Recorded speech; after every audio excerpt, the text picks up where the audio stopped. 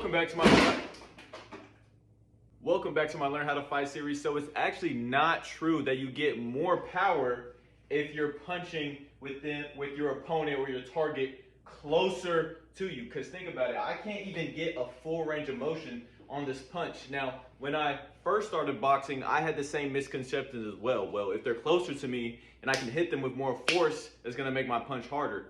No, you actually want to hit somebody at the end of your punch, at the final snap of your punch. That's where your punch actually has the most power. Because if I'm here, right, to prove this, I'm gonna hit this bag with the same force both times, and the one where I hit at the end of my punch is gonna be way more powerful. So if I'm here punching like this, right, there's some power to it, but I can't get my maximum potential out of that punch. But if I step back and I hit this at the end of my punch, same amount of force, but I was able to go through the full motion. I was able to involve my legs, involve my core. You can use your full body when you're using that snap, boom, at the end of your punch, rather than getting your punches snuffed.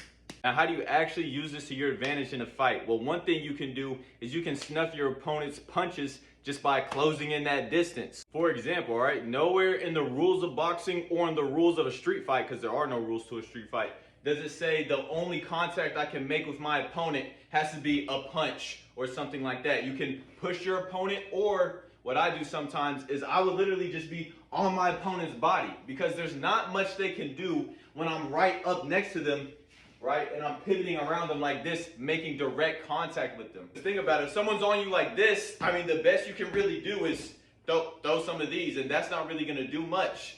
You'll be taking a lot less damage getting hit with these rather than these right here.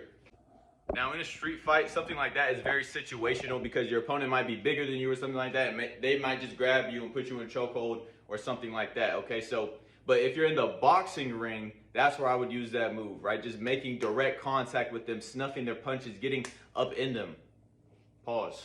But let me know down in the comments if there's a certain boxing move you want to learn, if there's a certain thing in fighting that you struggle with and you need help with, any tips and tricks, let me know what y'all need. Remember, stay strong, stay sharp, and I'm out.